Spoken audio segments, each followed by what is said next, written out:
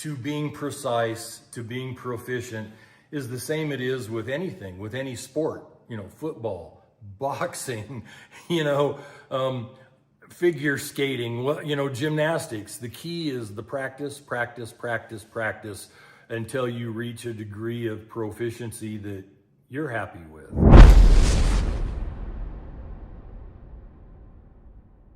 Hi folks, Tim Sundles here. My beautiful wife Kim is filming on her iPhone, and the day may come shortly when we actually get into high quality filming stuff because there's been quite a bit of demand for these videos, and we're getting offers and requests to put them on different kinds of formats. So we may go high tech, which isn't gonna make me happy, but I think it'll make some viewers happy. Today is an important video. When Kim and I first started this project of filming these videos, I want to say 9-10 months ago, we started to get serious about uploading some videos on YouTube and some of the other platforms. I made a comment. We were doing a video on shotguns, and I made a comment that I grew up as a kid where I lived. They had what they called an agricultural season in Western Oregon. And that area is all apartment complexes and golf courses now. But when I was a kid, there was Columbian black-tailed deer running everywhere. And the farmers didn't like them because the deer just invaded all the berry bushes, all the crops, And so Fish and Game had what they called an agricultural season where you could shoot a doe or a buck, and you had to use a short range weapon because you were around farms. So you had to use shotguns or archery back then. That was before muzzle loaders became a thing. And so my dad had an old J.C. Higgins bolt action shotgun, or it could have been a Sears and Roebuck, I don't know, but 16 gauge that he kept out in his mechanic shop, for shooting pests, because we lived, way out in the country, and there was always a crow or a blue jay. And we had a gentleman's farm. We raised walnuts and filberts, or you might call them hazelnuts. We had a small apple orchard, those kinds of things. So we had lots of pests to shoot. Well, anyway, as a kid, I would buy the regular hunting license and deer tag and go up in the mountains and hunt with a 30-30 or a 30-06. But then I could come back home and fill my dad's tag, my mom's tag, my sister's tag, my tag, all at the agricultural season shooting shotgun slugs. And I made the mistake of saying, and it's not a mistake, it's just a mistake because people are so ignorant, of saying that I got used to shooting deer in the head at 100 yards with Foster style slugs out of my dad's 16 gauge. And oh my gosh, I'm amazed at this digital era where people are brave enough to just come online and go, "You're a liar." They don't know me. They don't know who I am or what I do, but I'm a liar. That's a real intelligent way to approach things. So I want to talk about what a 6 o'clock hold is. If you're not skilled enough or not experienced enough to know how to use a 6 o'clock hold and make headshots on deer with a shotgun slug at 100 yards just using a front bead and nothing else, you haven't done your homework.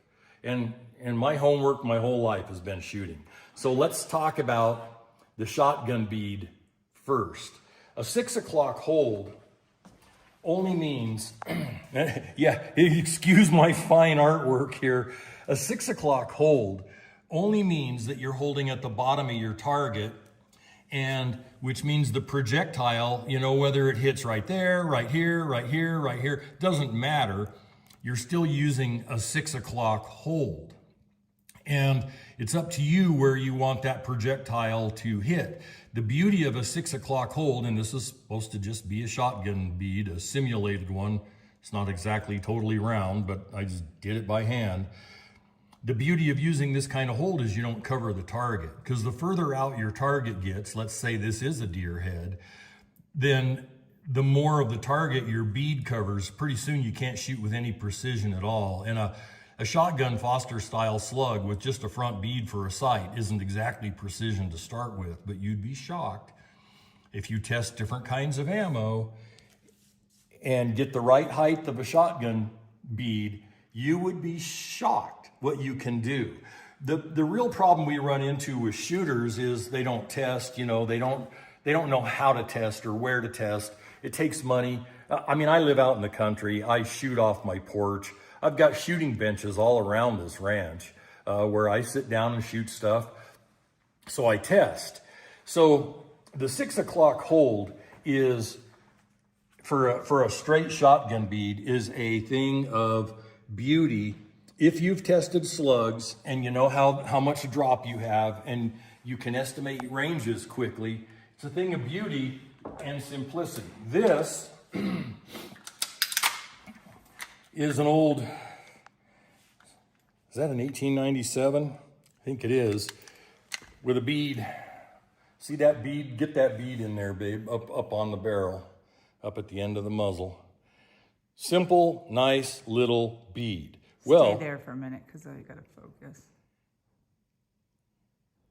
The beauty of this bead is that you can adjust the height.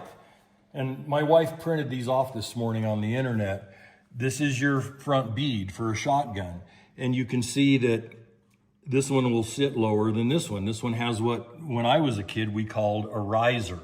So I would test with shotgun slugs and get the right bead height, and I could make 100-yard kills with headshots on Colombian black-tailed deer. And for the fool that just called a complete stranger a liar, you probably weren't raised with a strong father in your home, because there's no manners in doing something like that. So just to be clear, that bead, the circle, is going to be what is that, correct? Yes. So that's your shotgun bead right there with a 6 o'clock hold. And you can raise or lower them by the height of riser you get, and it takes testing, which costs money. And the way to do that is first test different slugs in your shotgun for accuracy, say at 25 or 40 yards. And then when you find the really accurate one, then you start playing around at longer ranges. You do it a step at a time. And then you adjust your bead height for the range. So enough on shotgun beads. Let's look at a typical handgun looking sight, which is a square rear notch, and this and this are light. Here's your front partridge post, and a partridge post just means kind of a flat top on it. If you want to see a picture of a partridge post, here's one. It'll be flat on top.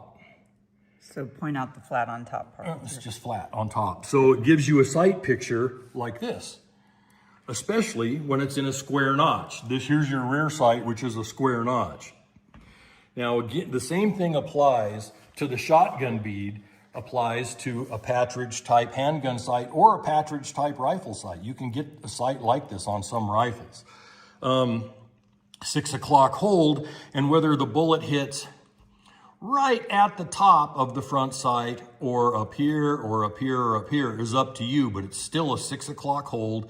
Let's say that this is a deer's heart, okay? You know where the heart's located? You put your sight right at the bottom so you don't obscure your target.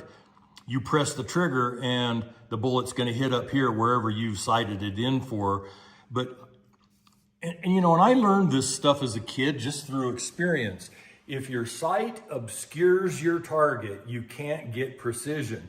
And when you shoot a lot like I did, I used to get the copper-coated 22 shells, like the CCIs, and I would stand with the sun behind me, and I would shoot, and the sun would glint off the copper coating, and it's just like shooting tracers. And I learned early on, as a teenager, I learned this, hey, it's really cool if I can see the target and see where my bullet hits. Well, if you don't use a 6 o'clock hold and you obscure your target, you're certainly not going to see where your bullet hits. So Let's give an example, and I'll probably just hold. This is a Bowen Nimrod. Get over here in the really good light. And I'll try to line this up for my wife. The rear notch has a white outline on it. That's fine. Some don't, some do. And the front sight is a partridge with little gold bars. Do those gold bars show up? Mm-hmm. Those gold bars are for raising your sight for shooting long range. So let's say I want to shoot at 300 yards. I just use that first or second gold bar. And if I just want to shoot at point blank range, I lower my muzzle so I get this basic sight picture right here. On whatever bar you choose. Well, if I'm going to use, if this thing had gold bars, you end up obscuring your target because you hold the gold bar up here on top of your rear sight. So here's another. This is another Bowen Nimrod. This one's a 475 that has the rear sight painted for contrast. Also has that that rear notch kind of enlarged, and then the front sight is also painted to give contrast between the rear and the front sight. Okay, but hold it. See if I can get it to line up about. Well, and I'm moving too. I'm wiggling. But About that's your square notch rear sight with a partridge front. My favorite kind of sight for most handgun uses. Sorry, folks, that's the best I could do. But you get the point. Yeah. So when we get down here, now we're talking, instead of a square rear notch, we're talking a U notch. Same idea, your front sight, your partridge sight comes up, you hold it at 6 o'clock, and where it hits on your target here is all up to how you wanted to sight it in, but you're still using a 6 o'clock hold. And you know, nobody taught me this. This just came from years and years of shooting so much ammo that I couldn't help but learn it. So here's a U notch.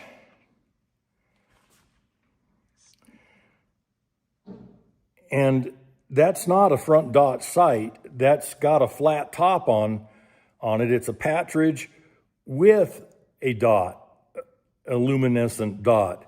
Well, so if you want to shoot precision, you use the top of the sight, of the partridge sight. If you want to shoot fast, like in self-defense, close range situations, you just line the dot up and start yanking the trigger. So it's kind of a dual purpose sight. This is a Wilson EDC, one of their X9 2.0s. This is a nice pistol. I mean, I'll be carrying this pistol for the rest of my life. But and Wilson does a lot of these U notches on their upscale combat guns. I like the U notch. I also like the square rear notch. Can you get that? Doing it from that angle? Yeah, I'm trying to get all the angles. It's hard to, it keeps going in and out and blurring up, but yeah, we got it. Okay, now, do we have a U-notch? Oh yeah, here's a picture, better than anything I can probably show you because it's not wiggling around. There's a U-notch. In fact, this looks like it's probably off the same pistol or very close. That's what Wilson's sight looks like. And you can see there is a flat partridge top, but there's also a dot for fast acquisition. And that's what we tried to just show you, but it's I know, hard to see. it's really hard. I think I got it, actually. It's Yeah, just, it I'm blurs sure you did. Don't worry about it. But it's pretty cool. And this U-notch on this gun does not have a white outline. It's just black. And Yep, got if it. I'm going to carry this gun, that'll probably end up a different color back there, just for fast contrast. I mean, it's not a target gun, it's a combat gun, so you want things to be fast, but you also want precision for different reasons. Okay, so this is what's called an express sight or a V-notch, and that's supposed to be around, hey, you know, my artwork only gets so good, it's supposed to be around bead. When you use this kind of a sight, you really don't want such a steep V. You want a more shallow V, because anything that hides your target or makes it so you can't see left or right and see more of your target. Let's say this red dot is a white-tailed deer. If this rear sight gets in the way and obscures any part of your target, it's not cool. These are not as precise a sight system as say this or this, but with practice, and I find this with anything you use in firearms, with practice you can learn to get precise. Let me show you an actual pistol. And I don't think I have a, oh, by the way, here's a picture of shallow V notches. And again, if you were to try to get precise with these, you'd want to use a 6 o'clock hold and have your bullet hit right there so you can see where your bullet hits. Or if you want it hitting an inch higher, 2 inches higher, 3 inches higher, that's fine. But, you know, these sights are made for fast acquisition. They're not made for precision. These shallow V notches are express sights. Let me show you on a gun. This is Ashley Emerson's 500 line bow that I bought from him just recently. And you see that shallow V notch? Really shallow. It won't obscure any part of your target. And the little white line really helps line up that dot, because this is a fast acquisition sight. This is a digging your arse out of trouble gun. It's built on a Red Hawk. Hamilton Bowen built the gun. Ashley owned it for 25 years probably. And he said he was through using it, and I talked him out of it. Really, really a cool gun, a collector's piece. It's been on the cover of magazines. It's really a nice gun. I have another one built by Dave Clements that's equally as nice. So anyway, that's your shallow V notch.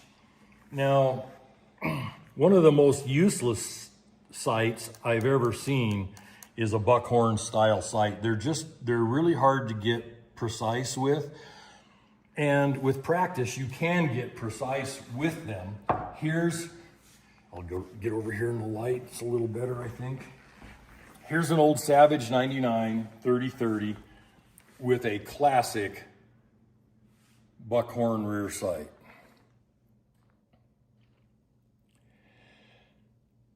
And those front sights on these things can be a bead, they can be a partridge post, they can be a lot of different things. Hold it in a different direction because the lights. So you can get the... So I can line it up sort of as best I can. Let's see. So here we go. And these are the original sights on this gun. Yeah, you can tell when I go close up. And that looks like a white line on the front of it. It really isn't, it's gold. So let's go closer. It's just everything about it's imprecise. But, you know, this was the style of sight used at the turn of the last century. And they still make them on new Winchesters and new Marlins. I mean, you know. Hard to see it, but yeah. Yeah, there's a lot better sights that can be used. Now, I'm talking about iron sights. And if you look at this picture, you can see where I just by hand drew a crosshair through it. What I'm saying about 6 o'clock holds doesn't necessarily hold true with crosshairs, because they're fine, they're thin, you can see where your bullet hits, you're not going to obscure your target by putting a big front sight right in the middle of it. So what I'm talking about you can do with crosshairs on an optic, but it's really not necessary. Most people have, say if they sight in at 100 yards, they're shooting an inch or two high anyway for trajectory purposes for longer shots. So let's get down to the aperture sight, which is one of the most usable types of sights for precision, for fast acquisition. I mean, here's your front sight, your post, your partridge style post, held at 6 o'clock on the target. This is your deer's heart. And of course, this is the aperture. And I just took, Kim printed me off some pictures of apertures. I will say, always go large. When you get in shadows like heavy timber, large holes gather more light, they don't get shadowy. This thing will get shadowy as can be, and you'll monkey around, take a long time to get your sight acquisition, whereas this will be fast. And again, with practice, that can be just as precise as this. It's all about practice, use. So let's look at some really, really innovative. Here's an old Ithaca deer slayer.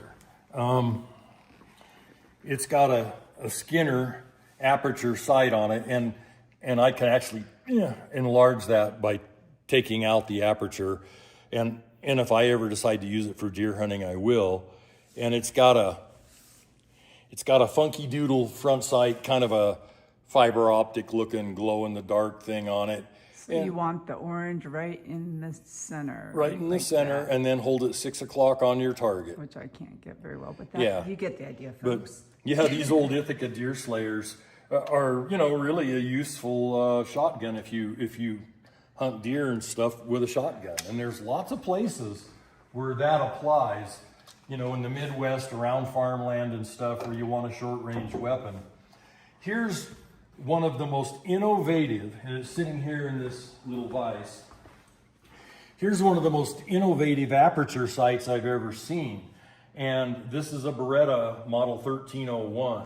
Which we did a video on. You can find it in our library of videos if you'd like to see it again. What's or so you haven't cool, seen it. let me get my pointer here. They're using a rear aperture, but they covered their bases for extra fast close range acquisition by putting a white dot on each side of the aperture and a white dot on the partridge front sight. Now that's a flat topped partridge sight, so you can aim when the lighting is good and you're trying to shoot for precision like you would deer hunting. You can aim with the top of that sight centered in the aperture, held at 6 o'clock on your target. But if you're in a combat situation and you've got to shoot fast and the distance is only 15 yards and the lighting is bad, you can line up that white dot and that white dot with this right in the center and just start yanking the trigger with a fair degree of combat accuracy. That's a really innovative sight. I love it when companies go the extra mile to put proper sights on a weapon, and you pay for these Berettas. I mean, they're $1,750, $1,800, but you know what? They work. A lot of thought went into these. They work, and that's a lot better than paying $900 for something that doesn't work, especially when you consider the purpose of this gun. This is a protect the homestead gun. It stays in my bedroom. So anyway, that's kind of a rundown on iron sights. And I want to dispel one myth. People talk about open sights as being iron sights. Well, that's an open sight. That's an open sight. These are open sights. That's an open sight. That's an open sight. That's an open sight, that's an open sight. This is a closed sight. So, yeah, it's an iron sight, but it's closed. It's not open. I know, stupid details, right? Anyway, this kind of a video is just to give people. You'd be shocked how precise you can be with iron sights of all types. But the key to being precise, to being proficient, is the same it is with anything, with any sport, football, boxing, figure skating, gymnastics. The key is the practice until you reach a degree of proficiency that you're happy with. And like I said, I learned this just shooting as a kid. And because one man can do something that another man can't do or can't even conceive or has never tried or thought of. Or understands. Doesn't make the one man that can do it a liar. You know, we need to work on our courtesy on digital communications.